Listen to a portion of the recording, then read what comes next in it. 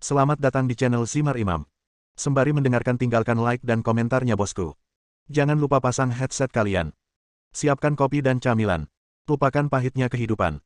Mari kita dengarkan sambil rebahan. Kembalinya Sang Raja. Bab 365. Alis Suchen terasa dingin. Itu membuat suhu di dalam rumah turun.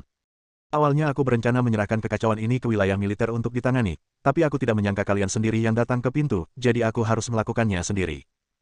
Donor kecil, meskipun tubuh fisikmu sangat kuat, kamu harus meletakkan pisau dagingmu di hadapanku dan segera menjadi budak. Mata Suchen dipenuhi dengan niat membunuh.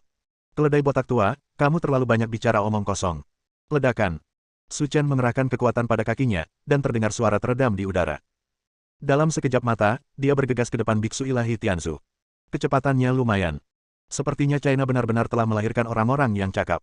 Bukan suatu ketidakadilan jika adik laki-lakiku mati di tanganmu. Setelah berbicara, biksu ilahi Tianzu menghilang dari tempatnya, dan serangan Suchen juga gagal. Haha, orang Tionghoa, sekarang kamu tahu betapa kuatnya biksu dewa itu. Sejujurnya, hari ini adalah hari kematianmu. Sungguh dosa. Beku tua itu tidak membunuh siapapun selama bertahun-tahun. Sepertinya dia akan melanggar sila hari ini. Kamu banyak bicara omong kosong. Hanya satu gerakan dariku yang membuatmu terlihat seperti ini. Dasar botak tua tidak memenuhi syarat.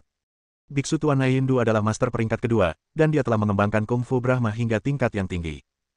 Melihat kembali padamu, seni bela diri Tiongkok, itu hanyalah teknik kungfu berkualitas rendah.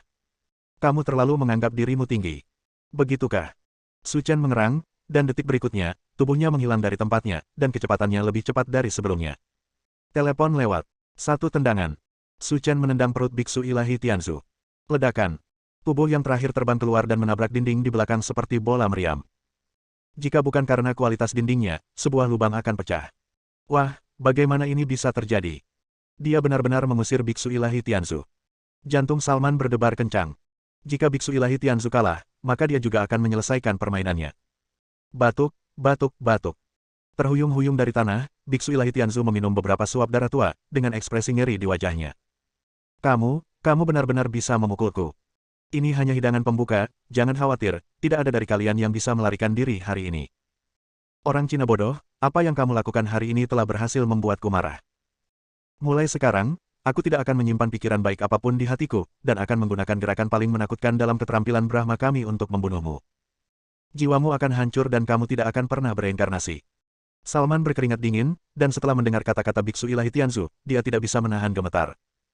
Tuan biksu ilahi, apakah Anda akan menggunakan teknik Brahma yang paling menakutkan, teknik membakar jiwa? Ya, dia membuatku marah, jadi aku akan memberinya cara mati yang paling mengerikan. Setelah mendapat jawaban afirmatif, Salman merasa takut. Meskipun dia belum pernah berlatih teknik Brahma, dia juga mengetahui kengerian teknik pembakaran jiwa. Konon setelah diserang, tubuh fisik orang yang diserang tidak akan rusak sedikitpun, melainkan jiwanya akan dibakar oleh api langit hingga menjadi abu. Selama trik ini digunakan, orang Tiongkok akan mati. Tapi tindakan semacam ini adalah serangan sembarangan. Jika Anda tidak bersembunyi, Anda juga akan terlibat. Memikirkan hal ini, Salman segera bersembunyi di kamar mandi, takut dia akan terpengaruh. Sebelum biksu ilahi Tianzu bergerak, suhu di dalam kamar meningkat secara signifikan. Dan tangannya yang besar dan layu juga berubah menjadi merah darah, dipenuhi energi panas ketakutan yang tak berdaya. Dengan satu pukulan, bayangan tinju yang tak terhitung jumlahnya terbang di udara, sebagian besar bergegas menuju Suchen. Namun masih ada sebagian kecil yang mendarat di tempat Salman baru saja mendarat. Jika dia tidak bersembunyi tepat waktu, dia pasti sudah mati sekarang. Gerakannya cukup bagus, tapi di hadapanku, itu hanya hal sepele. Suchen mengangkat tangannya yang besar ke udara dan berbisik, pemusnahan. Tiba-tiba, bayangan tinju yang berterbangan di dalam ruangan menghilang, seperti gelembung yang berterbangan di langit, menghilang setelah meledak. Ruangan itu menjadi sunyi, dan bahkan fluktuasi energi di tubuh biksu ilahi Tianzu pun mereda. Ini tidak mungkin. Bagaimana kamu bisa mematahkan teknik pembakaran jiwaku? Ini adalah jurus terkuat dalam teknik Brahma. Apakah kamu manusia atau hantu? Bagaimana caramu melakukannya? Karena aku lebih kuat darimu dan bisa dengan mudah bertahan melawanmu. Suchen tersenyum dan berkata, apakah kamu puas dengan jawaban ini? Biksu ilahi Tianzu sangat ketakutan sehingga dia masih punya waktu untuk menjawab pertanyaan Suchen. Tetapi dia tahu bahwa jika dia berhenti memikirkan suatu cara, dia akan celaka. Ledakan. Begitu asap tiba, asap itu meledak di depan biksu ilahi Tianzu. Melihat ada sesuatu yang tidak beres, Suchen bergegas masuk, tetapi ketika dia bergegas masuk, dia menemukan monster tua itu telah menghilang. Saat ini, Suchen tidak terus mengejarnya, dan menyelesaikan masalah di depannya terlebih dahulu. Duduk di kamar mandi, Salman merasa tidak enak saat melihat Su Chen di depan pintu. Bagaimana mungkin kamu? Bagaimana mungkin kamu masih hidup? Di mana biksu ilahi Tianzu kita? Dia kabur, sekarang giliranmu. Tidak, jangan bunuh aku belum mau mati. Katakan padaku, di mana dalangmu? Siapa yang memintamu datang? Itu Shahruh. Dia menteri pertahanan kita di India. Semua operasi ini direncanakan dan diarahkan olehnya. Jika kamu ingin membunuhnya, pergi dan bunuh dia. Dia ada di Hotel Singhai di kota Sankin. Salman tidak menyembunyikan apapun. Bahkan jika Su Chen bertanya kepada istrinya apa warna pakaian dalam yang dikenakannya, dia akan memberitahunya tanpa ragu-ragu. Dia tidak memikirkan apapun sekarang, dia hanya ingin segera keluar dari sini. Kamu tidak berguna lagi, kamu bisa mati. Klik. Leher Salman terpelintir dengan keras, dia muntah darah, dan mati di tempat. Ayo, keluar bersamaku. Kembali ke ruang belakang, Su Chen berkata kepada Lin Ruohan yang bersembunyi di sudut. Saudara Chen, apakah semua orang di luar sudah ditangani? Su Chen mengangguk, tetapi masih ada beberapa ikan yang lolos dari jaring di luar, saya harus menanganinya. Untuk berjaga-jaga, Su Chen memilih untuk membawa Lin Ruohan bersamanya. Saat ini, dia tidak bisa mempercayai siapapun. Saya tahu, Saudara Chen. Sekitar 20 menit kemudian, Su Chen dan Lin Ruohan tiba di Hotel Singhai dan mengetuk pintu kamar 302. Dang dang dang. Shahruh yang sedang membaca koran, segera berdiri ketika mendengar ketukan di pintu di luar. Dilihat dari waktunya, Salman seharusnya berhasil, jadi dia membuka pintu sambil tersenyum. Kamu bergerak sangat cepat, 20 menit lebih cepat dari yang kukira. Klik. Sebelum Shahruh menyelesaikan kata-katanya, Su Chen mencengkeram lehernya. Orang itu sudah mati, sekarang giliranmu. Bab 366. Kamu, siapa kamu? Melihat Su Chen, Shahruh berteriak ngeri. Kamu tidak perlu tahu siapa aku. Membantu. Membantu. Tepat ketika Su Chen hendak mengambil tindakan, Shahruh berteriak keras. Di tengah teriakan tersebut, orang-orang di kamar lain di hotel terbangun dan keluar dengan mengenakan pakaian mereka untuk melihat apa yang sedang terjadi. Akan membunuh seseorang. Cepat panggil polisi. Di Tiongkok, masyarakat awam mempunyai ketakutan alami untuk membunuh orang. Saat melihat pemandangan ini, dia berteriak ngeri. Semuanya, jangan panik. Saya Kapten Biro Keamanan Umum Kota Sankin, Su Chunlong. Kalian semua berdiri di belakang dan jangan terlalu dekat dengan si pembunuh. Selama saya di sini, dia tidak akan membiarkan dia melukai sehelai rambut pun di kepalamu. Sebenarnya itu Kapten Kepolisian. Sekarang aman. Setelah menenangkan orang-orang yang ketakutan, Su Chunlong memelototi Su Chen. Nak, tahukah kamu apa yang kamu lakukan? Biarkan dia pergi secepatnya. Jika terjadi perselisihan internasional, bisakah kamu memikul tanggung jawab? Ya, saya dari Hindu. Jika Anda menyakiti saya, itu akan menyebabkan perselisihan internasional. Cepat lepaskan saya. Memalingkan kepalanya dan melirik ke arah Su Chunlong, Su Chen berkata dengan dingin, pergi, kamu tidak ada hubungannya di sini. Anak baik, kamu tidak menganggapku serius dan menggertakku karena aku tidak punya pacar, kan? Tapi biar ku beritahu, aku baru saja memberitahu rekan-rekan kita yang berpatroli di dekat sini dan mereka akan segera datang. Jika kamu tidak ingin menghabiskan separuh hidupnya di penjara, jika dia dibebaskan sekarang, mungkin masih ada ruang untuk relaksasi. Saat dia berbicara, Su Chunlong sangat gembira. Beberapa hari yang lalu, saya baru saja memecahkan kasus narkoba dan mendapatkan prestasi kelas 2. Tanpa diduga, saya bertemu dengan seorang pembunuh lagi, dan orang yang ingin dia bunuh adalah seorang teman internasional dari India. Dalam hal ini, sifat masalahnya akan berbeda. Jika saya bisa menangkapnya, saya akan dipuji oleh kepolisian saat itu, dan itu tidak akan terlalu menarik. Saudara Chen, apa yang harus kita lakukan sekarang? Lin Ruohan bertanya dengan gugup. Apalagi yang bisa kita lakukan? Tentu saja kita harus menghadapi Hindu Lao di depan kita. Apa-apaan ini, saya adalah teman internasional. Jika Anda berani membunuh saya, hukum Tiongkok Anda tidak akan membiarkan Anda pergi. Apakah menurutmu aku, Su Chen, takut? Klik. Su Chen tidak ragu sama sekali, dia mematahkan leher Shahruh, matanya memutih, dan dia mati di tempat. Membunuh. Membunuh. Melihat mayat-mayat di tanah, orang-orang biasa kembali berteriak. Mereka hanya melihat adegan seperti ini di TV, jadi wajar jika mereka merasa takut. Wajah Su Chunlong pucat. Dia masih berdiri di sini, dan dia benar-benar berani melakukan pembunuhan. Anda tidak menganggap diri Anda serius. Anak baik, kamu benar-benar berani membunuh orang secara terbuka, aku akan memberimu rasa hari ini. Su Chunlong bergegas mendekat. Jelas sekali bahwa dia juga seorang ahli latihan. Namun di mata Su Chen, tingkat serangan ini hampir sama dengan Wang Bakuan. Patah. Dengan sebuah tamparan, tubuh Su Chunlong kehilangan keseimbangan di udara, terpaksa jatuh ke tanah dan tidak bisa berdiri. Meskipun tindakan ini mungkin tampak meremehkan, setidaknya tindakan ini dapat menyebabkan patah tulang ringan dan gegar otak pada dirinya. Ya Tuhan, orang ini sekilas terlihat seperti penjahat biasa. Bahkan kapten kepolisian pun bukan tandingannya. Dia tidak akan melakukan pembunuhan besar-besaran. Su Chunlong menggelengkan kepalanya, sedikit bingung, tapi dia tidak berani maju lagi. Dia hanya ingin mendapat pujian, dan tidak ingin mempertaruhkan nyawanya sendiri. Ayo pergi dan abaikan mereka. Bagus. Buk buk buk. Ketika Su Chen dan Lin Ruohan hendak pergi, mereka melihat sekelompok polisi bergegas. Pemimpinnya adalah seorang polisi wanita. Meski tidak sebaik Lin Ruohan dalam segala aspek, ia tetap sukses. Jangan bergerak, angkat tanganmu. Melihat Su Chen dan Lin Ruohan, polisi wanita Hua dan rekan-rekannya di belakangnya mengeluarkan senjata dan menghadapi mereka. Dan di belakang polisi wanita itu, ada seorang pria parubaya berusia 50-an. Saya melihat pria parubaya berdiri di sana dengan tangan di belakang punggung. Dilihat dari postur tubuhnya, dia setidaknya adalah sosok setingkat direktur. Cepat angkat tanganmu atau kita akan menembak, kata pria parubaya itu. Orang-orang India itu menyelundupkan diri mereka ke Tiongkok untuk melakukan hal-hal buruk. Saya di sini untuk menangani masalah selanjutnya, jadi simpan semua senjata Anda. Mendengar hal tersebut, polisi yang berdiri di bawah sedikit bingung. Kota Sankin termasuk wilayah barat laut, dibandingkan dengan wilayah pesisir, dapat dikatakan sumber daya di sini sedikit dan tidak ada tempat yang menonjol. Bahkan jika Anda ingin menyebabkan insiden teroris, Anda tidak perlu berada di sini. Kamu bahkan bisa berbohong seperti itu. Aku benar-benar meremehkanmu. Kenapa, kamu masih tidak percaya dengan apa yang aku katakan? Su Chen mengangkat alisnya dan berkata, saya telah menjadi petugas polisi selama lebih dari 30 tahun. Penjahat macam apa yang belum pernah saya lihat? Apakah Anda pikir Anda bisa menipu saya seperti ini? Cepat angkat tangan dan lepaskan kami. Kesabaran kami terbatas, kalau tidak saya akan menembak. Sekelompok idiot bodoh, aku benar-benar tidak tahu bagaimana kamu berpakaian seperti ini. Setelah mengatakan itu, Su Chen langsung melemparkan ide itu ke sakunya, dan direktur segera menangkapnya. Tetapi ketika saya melihat isinya, saya hampir terduduk di tanah. Wilayah militer Jinling. Umum. Dia juga pernah menjadi tentara sebelumnya, dan dia dapat mengetahui keaslian benda ini secara sekilas. Di Tiongkok, tidak ada yang berani meniru hal semacam ini. Benar-benar bodoh. Semua orang yang hadir kini memandang Su Chen dengan bingung. Mereka tidak pernah membayangkan bahwa anak laki-laki berkulit putih di depan mereka sebenarnya adalah seorang jenderal wilayah militer. Direktur, Anda tidak bisa mempercayai apa yang dia katakan. Hal ini mungkin palsu, kata Su Chunlong keras. Penipu, aku pernah menjadi tentara sebelumnya, tidak bisakah kamu mengetahui keaslian benda ini? Setelah dimarahi, direktur langsung memberi hormat dengan hormat militer. Halo, ketua. Minggir, jangan tunda aku untuk kembali istirahat. Adapun kejadian hari ini, kembalilah dan renungkan dirimu sendiri.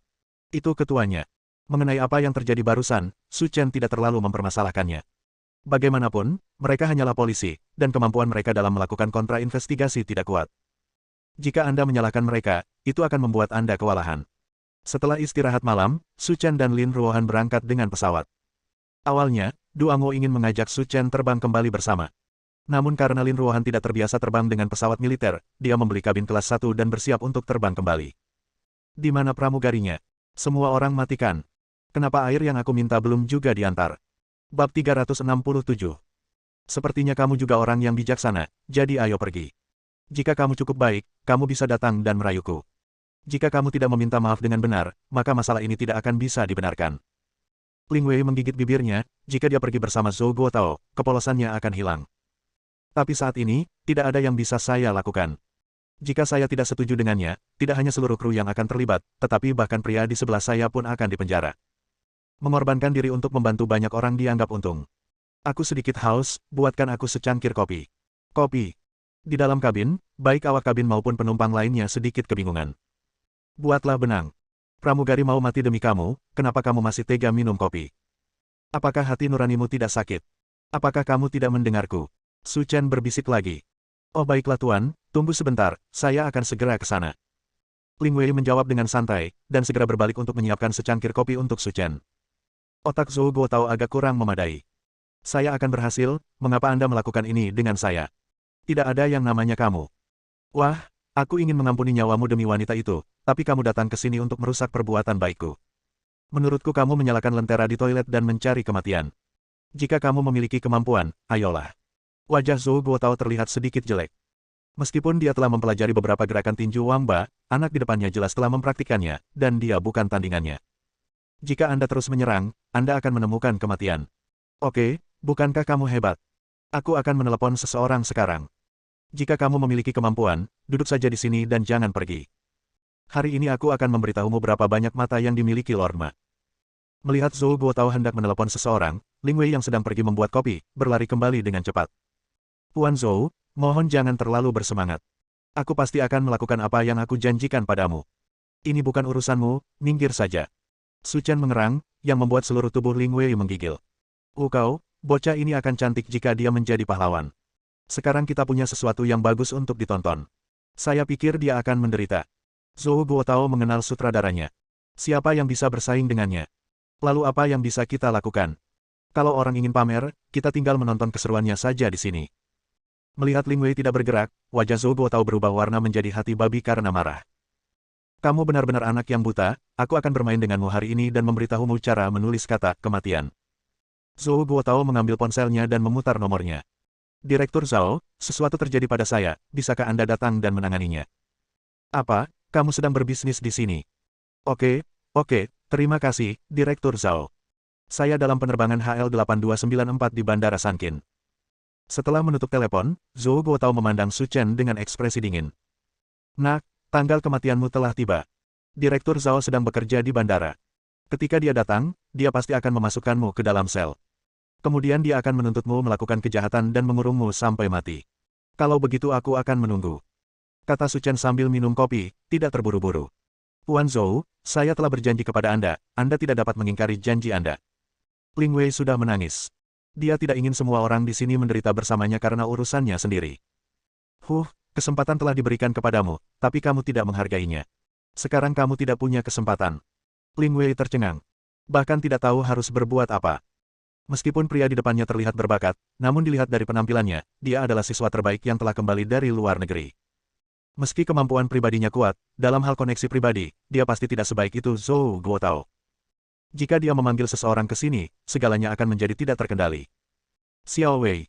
Saat Ling Wei sangat cemas, pramugara di belakangnya menariknya ke samping. Saudari Wang, apa yang harus kita lakukan untuk mengatasi masalah ini? Xiao Wei, jangan khawatir tentang ini. Kamu hanya seorang pramugari kecil. Bisakah kamu peduli dengan urusan orang-orang besar itu? Kamu harus memikirkan bagaimana mempertahankan pekerjaanmu terlebih dahulu. Tetapi pria itu menyinggung Zhou Guotao karena saya. Jika sesuatu terjadi padanya, saya akan kesulitan tidur dan makan. Tidak ada yang bisa kita lakukan. Jika terjadi sesuatu pada pemuda tampan seperti itu, adikku akan merasa kasihan di hatinya. Tapi di masyarakat ini, hukum rimba yang berlaku. Jika kemampuannya tidak sebaik orang lain, maka kita hanya bisa menanggungnya. Tetapi, saat ini, tidak ada yang lebih baik untuk dilakukan. Paling buruk, jika polisi datang, kami bisa menjelaskannya kepada Anda bersama-sama. Mungkin itu akan berdampak. Hanya itu yang bisa dilakukannya. Duduk di kursi, Zhou Guotao menyilangkan kaki dengan ekspresi santai di wajahnya. Jika kamu berani melawanku, dalam beberapa menit, aku akan membuatmu mati tanpa mengetahui bagaimana kamu mati. Tuan Zhou, saya Bos Sankin Bohaiko, Ltd. Ini kartu nama saya. Saya berharap mendapat kesempatan untuk mengenal Anda.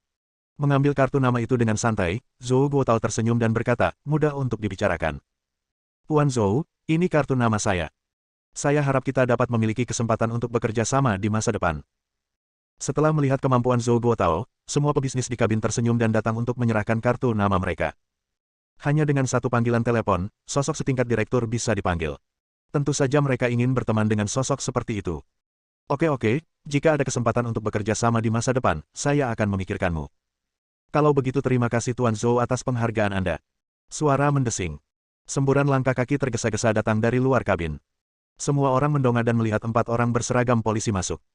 Pemimpinnya tidak lain adalah Direktur Biro Keamanan Umum Kota Sankin, Zhao Mengliang. Hei, Direktur Zhao, Anda di sini. Jika Anda tidak datang, saya akan diganggu sampai mati.